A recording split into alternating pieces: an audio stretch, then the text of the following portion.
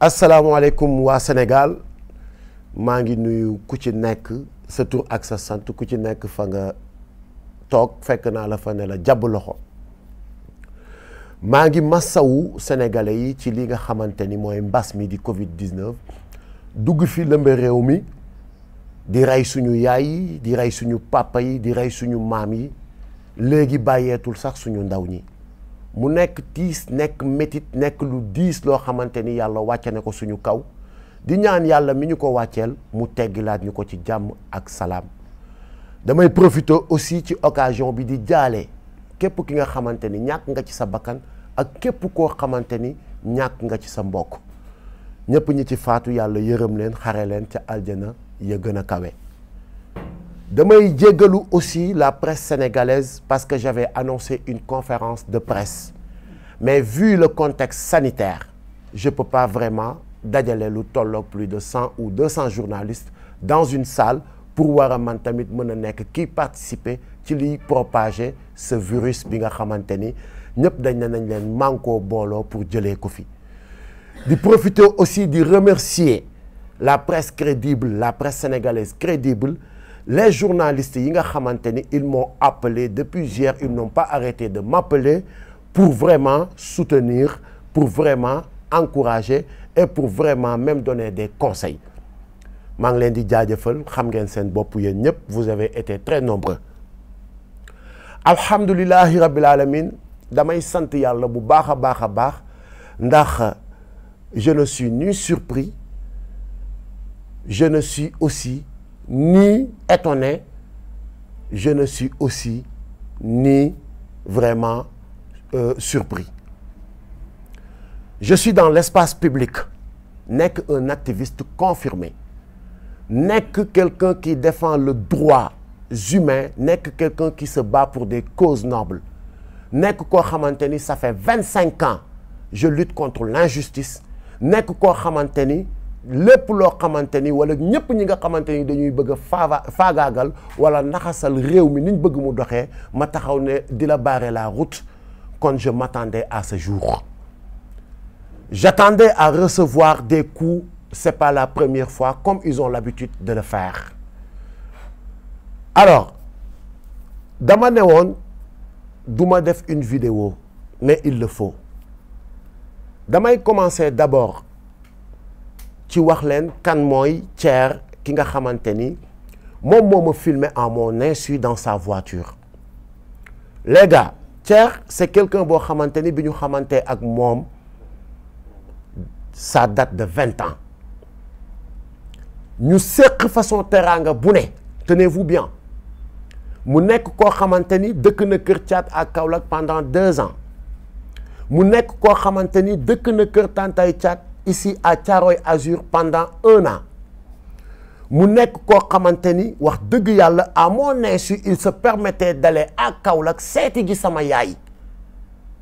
yendu fa des fois même fanaan fa suy ñibbi jël xaalis sax jox ko ne ko yaay booy sama ñaan laa jël si woon yow yaay sama sëriñ sama gaañi kii mooy Thier pour ngeen xam li ñu seq ak moom wala fi ñu jaar ak moom kon ku mel noonu su fekkente ni am na intention def lu bon wax dëgg yàlla ay la yëwan man mënuma ko xam mënuma ci am ñaawu njort parce que 20 ans du 1 an 20 ans du 5 ans la nekk nag ca gannaaw Thier ba ñu war a mën a toog ci otom pour mu enregistrer ma loolu lu ñuy dugg la peut-être après ci poursuite dossier bi li tax ma ne damay def vidéo su fekkonte ni y avait pas transaction d'argent du ma ci yëy yàbbi mais da ngeen gis ci début vidéo bi mu am une transaction d'argent boobu li ko waral du lenn lu dul ñëpp xam nañ ma ci samay activité à part mon métier d'artiste damay bay damay jaay oto je suis dans l'élevage Thier moomu ñu seq mbirum jaay oto mu gis sama benn oto mu bëgg ko mais malheureusement tombé wuñu d'accord ci prix bi ba keroog mu gis sama benn oto Hyundai Veloster j'ai les papiers avec moi mu ne ma finalement jaay ma bii sama jabar laa koy jëndal ma ne ko amul benn problème bii mën naa la ki defal xewal ñu tombé d'accord ci 5 millions ah mu indil ma une avance de 2 millions bi ma indilee avance su 2 millions demaat tuuti 30 minutes woo ma ne ma dama fàtte suma kalpe sama carte ki la ne et je dois 500 000 à quelqu'un maa ngi wàññeekuwaat nga abal ma 500 000 bi ma ne ko d'accord mu ñëwaat ma jox ko 500 000 bi garder les 1 million 500 film boobu ngeen di gis ci début bi ma toogee ci oto bi ñu waxtaan plané entre copains mu yëkkati 3 millions jox ma ko pour le reliquat ne ma lii ñaata la ma ne ko 3 li nekk fële ñaata la ma ne ko 1,5 mu ne ma muy ñaata ma ne ko 4,5 mu des ñaata ma ne ko 500 000 donc vidéo bi leeral na boppam kon gis ngeen ko waaye juste que ni comme dafa indi woon jiixi jaaxa ci transaction xaalis bi il fallait vraiment dire à vous les Sénégalais que ni transaction d'argent bi lii mooy li ko wundu lii mooy li ko waral pas autre chose waaye ce site pourri bi nga xamante ni moom moo dugal vidéo bi am lum ca dagg automatiquement dugal affaire bi ci waxtaanum visa bi nga xamante ni man ak sama xarit boobu seq nañ ko mu may demander une aide pour évacuer son enfant bu war a faju ji en France ah ay waay man de je pense que ni jàmbur sax dégg ngeen ni kilifa taxawu na ko assisté na ko ba keroog yàlla di ko defal jàmbam ci ay besoin qui n'a pas un ami boo xamante ni ñëw na solliciter la nga aidé ko automatiquement sur la vidéo la même vidéo gis ngeen ma jël suma téléphone commencé woo sama ay njegeñaale pour laaj leen le numéro du consul pour trouver un rendez-vous d'urgence un rendez-vous officiel d'urgence ah gars yi sama gars yi je pense que ni ku nekk ci njëndum visa wala njaayum visa tu vas pas appeler le consul et tu vas pas trouver un rendez-vous avec le consul boo demee ci consul bi lan nga koy wax consul jaay ma visa seetaan leen vidéo bi seetaan ngeen ko ay borom xel ngeen amul fenn foo xamante ni man ak Thier wax nañ ci ay jaay ma visa jëndal ma visa et je pense que ni c'est trop sale benn site bu pourri taxaw xëy xaw ma lan la ci jublu pour faagaagal ay citoyens Thier nag bi nga xamante ni moom expliquer naa leen fi ñu jaar ak li ñu seq loolu lu ñuy lijjanti la avec la justice. ca site boobu ma gis ñu bind escroquerie trafic de visa gis même un jugement gis même que ni man dama am sa ay plainte sama dos man de yéen sénégalais yi fi ma toog di wax ak yéen amul benn police boo xamante ni woo na ma wala benn gendarmerie ne ma kilifa da nga fi am une plainte tu dois venir répondre ba fi may wax ak yéen dégguma ko yëguma ko amul ndax sequma ak benn sénégalais lu muy xëyee war ma mun a porter plainte site boobu jugé ma te man dew ma tribunal taxawuma devant le juge ba juge bi génne ay verdict di ma taxé de escroquerie ak de trafic de visa ah loolu sama gars yi c'est un site qui est habitué à ces faits képp koo xamante ni da nga jóg pour taxaw empêcher à ces gens yi nga xamante ni dañ fi nekk di ñu diriger ci manque de respect ne leen du ci dal site boobu gis nañ ni jug na pour def yu bon pour def yu tilim pour discréditer pour xëpp suñu der yu lu bon waaye bii paa nag ah duñ ci génnee noonu du yombee noonu dinañu ma wax ce site va me dire quand est-ce que j'ai été un escroc et ce site va me dire aussi quand est-ce que j'ai trafiqué de visa s'agissant de visa li ma ci xam mooy sama groupe war a déposer pour une tournée